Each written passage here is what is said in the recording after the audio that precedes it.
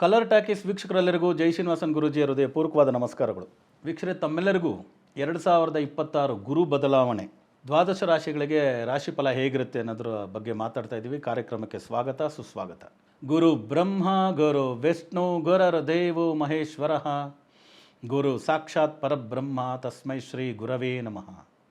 ಜೈ ಸಿದ್ಧಿವಿನಾಯಕ, ಜೈ ಶರಬೇಶ್ವರ, ಜೈ ಮಹಾಕಾಳಿ, ಜೈ ಮಹಾವತಾರ ಬಾಬಾ, ಜೈ ಕಾದ್ರಿ ಲಕ್ಷ್ಮೀ ನೃಸಿಂಹ, ಜಯ ಶ್ರೀಕೃಷ್ಣ, ಜಯ ಹನುಮಾನ್, ಜೈ ಶ್ರೀರಾಮ್, ಜೈ ಶ್ರೀರಾಮ್, ಜೈ ಶ್ರೀರಾಮ್. ಆರಾಮಾಗಿದ್ದೀರಾ ಸ್ನೇಹಿತರೆ? ಹುಷಾರಾಗಿದ್ದೀರಾ? ಸೊ ಇವತ್ತು ನಾವು ಮಾತಾಡೋಕೆ ಕೊಟ್ಟಿರ್ತಕ್ಕಂಥ ವಿಷಯ ಏನಂದರೆ 2/6/2026 ಮಂಗಳವಾರ ಗುರು ಬದಲಾವಣೆ ಮಿಥುನ ರಾಶಿಯಿಂದ ಕರ್ಕಟಕ ರಾಶಿಗೆ ಪ್ರವೇಶ ಮಾಡ್ತಿರ್ತಕ್ಕಂಥ ಈ ಗುರುಗ್ರಹ ಕನ್ಯಾ ರಾಶಿಯವರಿಗೆ ಯಾವ ರೀತಿ ರಾಶಿ ಫಲ ಕೊಡುತ್ತೆ ಅನ್ನೋದ್ರ ಬಗ್ಗೆ ಮಾತಾಡೋಕೆ ಕೊಟ್ಟಿದ್ವಿ. ಈ ಕೂಡಲೇ ತಾವೆಲ್ಲ ಕಲರ್ ಟಾಕೀಸ್ ಚಾನಲ್ನ ಸಬ್ಸ್ಕ್ರೈಬ್ ಮಾಡಿ, ಎಲ್ಲ ವಿಡಿಯೋಗಳನ್ನ ಲೈಕ್ ಮಾಡಿ, ಕಾಮೆಂಟ್ ಮಾಡಿ, ತಪ್ಪದೇ ಶೇರ್ ಮಾಡಿ ಅಂತ ಹೇಳ್ತಾ ವಿಡಿಯೋ ಒಳಗೆ ಹೋಗೋಣವಾ? ಬನ್ನಿ. ಕನ್ಯಾ ರಾಶಿಯವರಿಗೆ ಈ ಗುರು ಬದಲಾವಣೆ ಇದೆಯಲ್ಲ, ಜಾಕ್ಪಾಟ್ ಅಂದರೆ ತಪ್ಪಾಗಲ್ಲ, ವಿಪರೀತ ರಾಜಯೋಗ ಅಂದರೆ ತಪ್ಪಾಗಲ್ಲ, ಈವನ್ ನೀಚಭಂಗ ರಾಜಯೋಗ ಅಂದರೆ ತಪ್ಪಾಗಲ್ಲ. ಸಿಕ್ಕಾಪಟ್ಟೆ ತೊಂದರೆ ಅನುಭವಿಸಿ ಇವಾಗ ಕೊಡ್ತಾನೆ ನೋಡಿ, ಎಲ್ಲಿ ಇಟ್ಕೊಳ್ಳೋಕ್ಕೆ ಜಾಗ ದುಡ್ಡು ಅಂತ ಗೊತ್ತಾಗಲ್ಲ. ಸರ್ ಕೋಟಿ ಸಂಪಾದನೆ ಮಾಡ್ತಾಯಿದ್ದೀವಿ ಸರ್, ಲಕ್ಷ ನೋಡೋಕ್ಕಾಗ್ತಿಲ್ಲ ಸರ್ ಅಂತ ಇದ್ರವರೆಲ್ಲ ಒಂದು 10 ಲಕ್ಷ ಇದ್ದರೆ ಕೊಡಪ್ಪ ಅಂದರೆ ಕೋಟಿ ಐತನೋ ಇಟ್ಕೊಳ್ರಿ ಆಮೇಲೆ ಕೊಡೋರಂತೆ ಅನ್ನೋ ಲೆವೆಲ್ಗೆ ಇವ್ರು ಎಕ್ಸ್ಪೆಕ್ಟ್ ಮಾಡೋದು 10 ರೂಪಾಯಿ ಅಂದರೆ ಅಲ್ಲಿ ಬರೋದು 100 ರೂಪಾಯಿ. ಆ ರೀತಿ ಈ ವರ್ಷ ಇರುತ್ತೆ. ಏನು ಪ್ಲಾನೆಟರಿ ಪೊಸಿಷನ್ ಅದು ನೋಡಿ. ಆಮೇಲೆ ನೀವು ಇನ್ನೊಂದು ನೋಡಿ, ಈ ವರ್ಷ 12 ರಾಶಿಗಳಿಗೂ ಒಂದು ಫಲ ಕಾಮನಾಗಿ ಕನ್ಯಾ ರಾಶಿಯಲ್ಲಿ ಹೇಳ್ಬಿಡ್ತೀನಿ. ಸುಮ್ಮನೆ ಜಾತಕ ಚಕ್ರ ಹಾಕಿ ನೋಡಿ. 2/6/2026 6:35 ಬೆಳಗ್ಗೆ ಸೂರ್ಯೋದಯಕ್ಕೆ ಹಾಕಿ. ಎಲ್ಲ ಗ್ರಹಗಳು ಇಂಡಿಪೆಂಡೆಂಟ್ ಆಗಿದೆ ರೀ. ಒಂದು ಗ್ರಹ ಒಂದೇ ಒಂದು ಮನೇಲಿ ಮಾತ್ರ ಬುಧ ಶುಕ್ರ ಇರೋದು. ಒಂದೇ ಒಂದು ಮನೇಲಿ ಮಾತ್ರ ಬುಧ ಶುಕ್ರ ಇರೋದು. ಇನ್ನು ಮನೇಲಿ ಸಿಂಹರಾಶಿಯಲ್ಲಿ ಕೇತು, ಧನುರಾಶಿಯಲ್ಲಿ ಚಂದ್ರ, ಕುಂಭರಾಶಿಯಲ್ಲಿ ರಾಹು, ಮೀನರಾಶಿಯಲ್ಲಿ ಶನಿ, ಮಂಗಳ ಗ್ರಹ ಮೇಷರಾಶಿಯಲ್ಲಿ, ಸೂರ್ಯ ಇದರಲ್ಲಿ, ಗುರು ನೋಡಿದ್ರೆ ಕರ್ಕಟಕ ರಾಶಿಯಲ್ಲಿ. ಅದಕ್ಕೆ ಈ ವರ್ಷ ಈ ಗುರು ಬದಲಾವಣೆ ಇದೆಯಲ್ಲ, ಗುರುಗ್ರಹ ಕರ್ಕಟಕ ರಾಶಿಯಲ್ಲಿ ಉಚ್ಚವಾಗಿರೋನು ಏನಂತ ಹೇಳ್ಕೊಳ್ತಿದ್ದಾನೆ ಅಂದರೆ, ಎಲ್ಲರೂ ಇಂಡಿಪೆಂಡೆಂಟಾಗಿ ಬದುಕೋದನ್ನು ಕಲೀರಪ್ಪ. ಎಲ್ಲರೂ ಸ್ವಾವಲಂಬಿಗಳಾಗಿ ಇಂಡಿಪೆಂಡೆಂಟಾಗಿ ಡಿಪೆಂಡೆಂಟ್ ಆಗಬೇಡಿ. ಅದೊಂದೇ ವಿಷಯ ಕನ್ಯಾ ರಾಶಿಯವ್ರಿಗೆ ಪ್ರಾಬ್ಲಮ್. ಅವರಷ್ಟಕ್ಕೆ ಅವ್ರು ಓಡ್ತಾ ಇರ್ತಾರೆ. ಯಾರೋ ಬಂದು ಏನೋ ಹೇಳ್ಬಿಟ್ಟು ಹಿಂಗೆ ಮಾಡಿಬಿಡ್ತಾರೆ. ಆಮೇಲೆ ಕನ್ಯಾ ರಾಶಿಯಲ್ಲಿ ಹುಟ್ಟಿದವರು ಬಂಗಾರದ ಮನುಷ್ಯರು, ನೋ ಡೌಟ್. ಕಿವಿ ಇತ್ತಾಳೆ ಆಗಿಬಿಟ್ರೆ ಮಾತ್ರ ಕಷ್ಟ. ಯಾರು ಏನು ಹೇಳಿದ್ರು, ಅವ್ರು ಹಂಗೆ ಹೇಳಿದ್ರಾ ಹೋಗಿ ಅದನ್ನು ಮಾಡ್ಕೊಂಬಂದ್ಬೇಡ, ಇವ್ರು ಹಿಂಗೆ ಹೇಳಿದ್ರಾ ಅದು ಮಾಡ್ಕೊಂಬಂದ್ಬೇಡ. ಅದಾಗಬಾರ್ದು. ನಮ್ಮನ್ನು ಹಾಡಿ ಹೊಗಳಿ ಅಟ್ಟಕ್ಕೆ ಕತ್ತಿಸಿ ಟಾಪಿಂದ ತಳ್ಬಿಡ್ತಾರೆ. ಇವತ್ತು ಎಲ್ಲ ಅಕ್ಕಪಕ್ಕ ಇರೋರೆಲ್ಲ ಹಂಗೇನೆ. ನಮಗೇನೆ ಡೌಟ್ ಬಂದುಬಿಡ್ತದೆ, ನನ್ನ ಕಲರ್ಗೆ ನನ್ನ ಪರ್ಸ್ನಾಲಿಟಿಗೆ ನಾನು ಹಂಗೆಲ್ಲ ಕಾಣಿಸ್ತೀನ ಅಂತ. ಹಂಗೆ ಹೊಗಳೋದ್ರಿಂದನೇ ಕನ್ಯಾ ರಾಶಿಯವ್ರಿಗೆ ಕೆಳಗೆ ಬೀಳೋದು. ಅದರಿಂದ ಸ್ವಲ್ಪ ಹುಷಾರಾಗಿರಿ. ಈ ವರ್ಷ ಹೆಂಗಿದೆ ಪ್ಲಾನೆಟರಿ ಪೊಸಿಷನ್ ಇವಾಗ ಹೇಳ್ತೀನಿ ನೋಡಿ, ಎಷ್ಟು ಚೆನ್ನಾಗಿರ್ತಾರೆ ಅಂತ. ರಾಶಿಯಾಧಿಪತಿ ಬುಧ 10ನೇ ಮನೇಲಿದ್ದಾರೆ. ರಾಶಿಯಾಧಿಪತಿ ಬುಧ 10ನೇ ಮನೆ ಅಂದರೆ ಕರ್ಮಸ್ಥಾನ. ಕರ್ಮಸ್ಥಾನ ಅಂದರೆ ಕೆಲಸದ ಜಾಗ. ಸ್ವಂತ ಬಿಸ್ನೆಸ್ಸಲ್ಲಿರೋರು, ಕೆಲಸ ಕಾರ್ಯಗಳು ಮಾಡೋರು ಎಲ್ರಿಗೂ ಒಳ್ಳೆ ಪ್ರಮೋಷನ್ಸು, ಒಳ್ಳೆ ಲಾಭ. ಧನಸ್ಥಾನ, ಭಾಗ್ಯಸ್ಥಾನ. ಶುಕ್ರ ಬುಧನ ಜೊತೆ ಇದ್ದಾನೆ. ಬುಧ ಶುಕ್ರ ಸೇರಿದ್ರೆ ಲಕ್ಷ್ಮೀನಾರಾಯಣ ಯೋಗ, ಸೂಪರ್. ಇದ್ರ ಜೊತೆಯಲ್ಲಿ 6ನೇ ಮನೇಲಿ ರಾಹು, ಶತ್ರುಸ್ಥಾನ, ಅದು ರೋಗಸ್ಥಾನ ಅಂತಲೂ ಕರಿತೀವಿ. 6ನೇ ಮನೇಲಿ ರಾಹು, 12ನೇ ಮನೇಲಿ ಕೇತು, ಅದು ವ್ಯಯಸ್ಥಾನ. 2 ರಾಹು ಕೇತು ದುಸ್ಥಾನದಲ್ಲಿದ್ದಾವೆ. ಕೆಟ್ಟ ಗ್ರಹಗಳು ಕೆಟ್ಟ ಸ್ಥಾನದಲ್ಲಿರೋದು ಒಳ್ಳೇದಲ್ವಾ? ಕೆಟ್ಟವ್ನಿಗೆ ಒಳ್ಳೇದಾಯಿತು ಅಂದರೆ ನಮ್ಮನ್ನು ಮುಳುಗಿಸ್ಬಿಡ್ತಾನೆ ಅವನು. ಅದರಿಂದ ಕೆಟ್ಟವ್ನು ಕೆಟ್ಟೋದ್ರೆ ನಮಗೆ ರಾಜಯೋಗನೇ ಅದು. ಇನ್ನು 5ನೇ ಅಧಿಪತಿ ಶನಿ, ಪೂರ್ವ ಪುಣ್ಯಾಧಿಪತಿ, 7ನೇ ಮನೇಲಿದ್ದಾರೆ. ಭಾರಿ ಯೋಗಗಳು, ತುಂಬ ಚೆನ್ನಾಗಿದೆ. ನಾನು ಹೇಳ್ದಲ್ಲ ಜಾಕ್ಪಾಟ್. ಆದರೆ ಬಂಗಾರದ ಮನುಷ್ಯರು ಯಾವ ಕಾರಣ ಕಿತ್ತಾಳೆ ಕಿವಿ ಆಗಬಾರ್ದು. ಹೊಗಳು ಭಟ್ರು ಜಾಸ್ತಿ ನಮ್ಮ ಅಕ್ಕಪಕ್ಕ ಹೊಗಳಿ ಅಟ್ಟಕ್ಕೆ ಕತ್ತಿಸ್ತಾರೆ. ಬೇಡ, ದುಷ್ಟನ ಕಂಡ್ರೆ ದೂರ ಇರುವಂಥ ಸ್ವಲ್ಪ ಎಲ್ಲರೂ ಸ್ವಲ್ಪ ದೂರ ಇಟ್ಬಿಟ್ರೆ ಅಂದರೆ ಏನೇನು ಕಳೆದಿದ್ರೋ ಇದೆಲ್ಲ ಈ ಗುರು ಬದಲಾವಣೆಯಲ್ಲಿ ಹಿಡಿದ್ಬಿಡ್ತೀರ. 11ನೇ ಮನೇಲಿ ಗುರು, ಲಾಭಸ್ಥಾನದಲ್ಲಿ ಗುರು.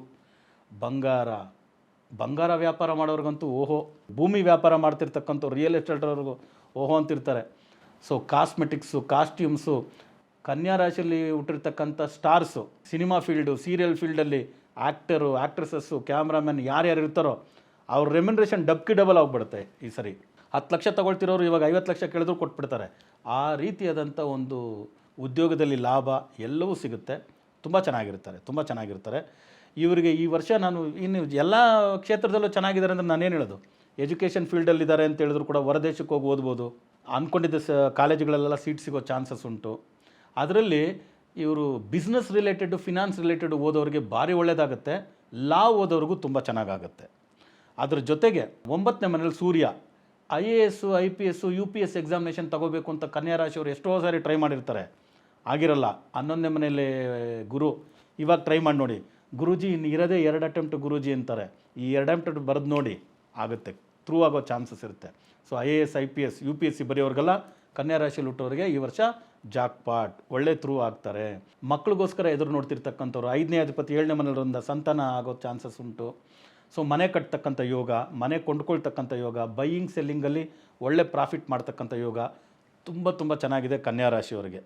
ಏನು ಮೈನಸ್ ಪಾಯಿಂಟ್ ಏನು ಹೇಳ್ಬೋದು, 12ನೇ ಮನೇಲಿ ಕೇತು, 7ನೇ ಮನೆಯಲ್ಲಿ 6ನೇ ಮನೇಲಿ ರಾಹು, ಹೆಲ್ತ್ ರಿಲೇಟೆಡ್ ಇಶ್ಯೂಸು ಸ್ವಲ್ಪ ಬರ್ಬೋದು. ಅದರಿಂದ ಮೊದಲೇ ಯಾರಾದರೂ ಕಾಂಪ್ಲಿಕೇಟೆಡ್ ಡಿಸೀಸಸ್, ಹಾರ್ಟ್ಗೆ ಸ್ಟೆಂಟ್ ಹಾಕ್ಸ್ಕೊಂಡಿದ್ದೀವಿ, ಆಮೇಲೆ ಈ ಥರ ಎಲ್ಲ ಇದ್ದೀವಿ ಅಂದರೆ ಕೊಲೆಸ್ಟ್ರಾಲ್ ಲೆವೆಲ್ ಕರೆಕ್ಟಾಗಿ ಚೆಕ್ ಮಾಡಿಸ್ಕೊಳ್ಳಿ. ಆಮೇಲೆ 12ನೇ ಮನೇಲಿ ಕೇತು, ನಿದ್ದೆ ಬರಲ್ಲ, ನಿದ್ದೆ ಕಮ್ಮಿ ಆಗ್ಬೋದು. ನಿದ್ದೆ ಕಮ್ಮಿ ಆದರೆ ಸ್ಲೀಪ್ ಅಪ್ನಿಯಾ ಅಂತಾರೆ, ಬೆಳಗ್ಗೆ ತೂಕಡಿಸ್ಬೇಕಾಗತ್ತೆ. ಆಮೇಲೆ ನಿದ್ದೆ ಕಮ್ಮಿ ಬಂದು ಭಾರಿ ಕಷ್ಟ, ಯಾಕಂದರೆ food and sleep is the powerful energy for human beings. ಅದು ಕರೆಕ್ಟ್ ಆದರೆ ಕಷ್ಟ. ಅದರಿಂದ ಸ್ವಲ್ಪ ನಿದ್ದೆ ಕರೆಕ್ಟಾಗಿ ಬರೋದಕ್ಕೆ ಫಿಸಿಕಲ್ ಎಕ್ಸಸೈಸು, ಯೋಗ, ವಾಕಿಂಗು ಇದೆಲ್ಲ ಸ್ವಲ್ಪ ಮಾಡಿ. ನಿಮಗೆ ತುಂಬ ಚೆನ್ನಾಗಿ ಆಗ್ಬರ್ತಕ್ಕಂಥ ದೇವಸ್ಥಾನಗಳು ಈ ವರ್ಷ ಪೂರ್ತಿ ನೀವು ಪ್ರಾಣಿ ಮುಖದ ದೇವರು ಯಾರು? ಫಸ್ಟಿಗೆ ಗಣಪತಿ, ಆನೆ ಮುಖದ ದೇವರು. ನಮ್ಮ ಕರ್ನಾಟಕದಲ್ಲಿ ಕೋಲಾರ ಜಿಲ್ಲೆ ಕುರುಡುಮಲೆ ಮಹಾಗಣಪತಿ, ಲಕ್ಷ್ಮೀ ಗಣಪತಿ, ಸಾಲಿಗ್ರಾಮ ವಿಗ್ರಹ ಮಿನಿಮಮ್ 15-16 ಅಡಿ ಇರುತ್ತೆ. ಮಹಾನ್ ಭಾವನ ನೋಡ್ಕೊಂಬಂದುಬಿಟ್ರೆ ಸಾಕು, ತೃಪ್ತಿ ಆಗ್ಬಿಡುತ್ತೆ. ಅದೇ ಥರ ಬಾಲಗಣಪತಿ, ಇಡಗುಂಜಿ ವಿನಾಯಕ, ಉಡುಪಿ ಸಮೀಪ ಬರುತ್ತೆ. ಇಡಗುಂಜಿ ವಿನಾಯಕ ಬಾ ಆ ದೇವಸ್ಥಾನ, ಆ ಇಡಗುಂಜಿ ವಿನಾಯಕನ ನೋಡಿದ್ರೆ ನಮ್ಗೆ ಹಂಗೆ ಆಶ್ಚರ್ಯ ಆಗುತ್ತೆ, ಎಷ್ಟು ಮುದ್ದಾಗಿ ಹಂಗೆ ನಿಂತಿರ್ತಕ್ಕಂಥ ಗಣಪತಿ. ಮಹಾಗಣಪತಿ ಬಿಡಿ, ಅವ್ರನ್ನು ಬಾಲಗಣಪತಿ ತುಂಬ ವಿಶೇಷ. ಮೇಲ್ಕೋಟೆ ನರಸಿಂಹ, ಕರ್ನಾಟಕದಲ್ಲಿ ಮೇಲ್ಕೋಟೆ ನರಸಿಂಹ ಅಂತ ಹೊಡೀರಿ ಸಿಗುತ್ತೆ. ಕದ್ರಿ ಲಕ್ಷ್ಮೀ ನರಸಿಂಹ ಭಾರಿ ವಿಶೇಷ, ಅನಂತಪುರ ಡಿಸ್ಟಿಕ್ಕಲ್ಲಿ ಭಾಳ ಪವರ್ಫುಲ್ ಆದಂಥ ದೇವಸ್ಥಾನ. ಆಂಧ್ರ ಪ್ರದೇಶಲ್ಲಿ ಇನ್ನೊಂದು ದೇವಸ್ಥಾನ ಪಾನಕ ನರಸಿಂಹಲು ಅಂತ, ನೀವೆಷ್ಟು ಪಾನಕ ಕೊಡ್ತಿರೋ ಕುಡಿತಾ ಇರ್ತದೆ, ಆಮೇಲೆ ಅಲ್ಲಿ ಒಂದು ಲೆವೆಲ್ ಮೇಲೆ ಕುಡಿಯಲ್ಲ, ಅಲ್ಲಿಗೆ ನಿಲ್ಲಿಸ್ಬಿಡುತ್ತೆ. ಪಾನಕ ನರಸಿಂಹಲು ಭಾರಿ ಪವರ್ಫುಲ್ ಆದಂಥ ದೇವಸ್ಥಾನ. ಸಿಂಹದ ಮುಖ, ಓಕೆನಾ, ಆನೆ ಮುಖ ಆಯಿತು, ಸಿಂಹದ ಮುಖ ಆಯಿತು. ಆಮೇಲೆ ವರಾಹ ಮುಖ ದೇವಸ್ಥಾನ ಬಂದು ನಿಮಗೆ ಭೂವರಹನಾಥ ಸ್ವಾಮಿ, ಮಂಡ್ಯ ಡಿಸ್ಟಿಕ್ಕು ಕಲ್ಲಹಳ್ಳಿ ಭೂವರಹನಾಥ ಸ್ವಾಮಿ ದೇವಸ್ಥಾನ, ಹೋಗಿ ಬನ್ನಿ. ಅದೇ ರೀತಿ ತಮಿಳ್ನಾಡಲ್ಲಿ ತಂಜಾವೂರು ದೇವಸ್ಥಾನದಲ್ಲಿ ಪೆರಿಯ ಕೋಯಿಲ್ ಅಂತ ಕರೀತಾರೆ, ತಂಜಾವೂರು ಕೋಯಿಲಲ್ಲಿ, ಅಲ್ಲಿ ವಾರಾಹಿ ಅಮ್ಮ ಇದ್ದಾರೆ. ಆ ವಾರಾಹಿನ ದರ್ಶನ ಮಾಡಿ, ಹಂದಿ ಮುಖದ ದೇವರು. ಆಮೇಲೆ ಮೈಸೂರಲ್ಲಿ ನಮಗೆ ಹಯಗ್ರೀವ ದೇವಸ್ಥಾನ, ಕುದುರೆ ಮುಖದ ದೇವರು, ಮೈಸೂರು ಡಿಸ್ಟಿಕ್ಕಲ್ಲಿ ಹಯಗ್ರೀವ ಟೆಂಪಲ್ ಅಂತ ಹೊಡೀರಿ, ಅಲ್ಲಿ ಹೋಗಿ ದರ್ಶನ ಮಾಡ್ಕೊಂಬನ್ನಿ. ಆಂಜನೇಯನಿಗೆ ಮುಳುಬಾಗಿಲು ಆಂಜನೇಯ ಭಾರಿ ಪವರ್ಫುಲ್, ಕೋಲಾರ ಜಿಲ್ಲೆ ಮುಳುಬಾಗಿಲು ತಾಲೂಕು ಆಂಜನೇಯ ಭಾರಿ ಪವರ್ಫುಲ್ ಆದಂಥ ದೇವಸ್ಥಾನ.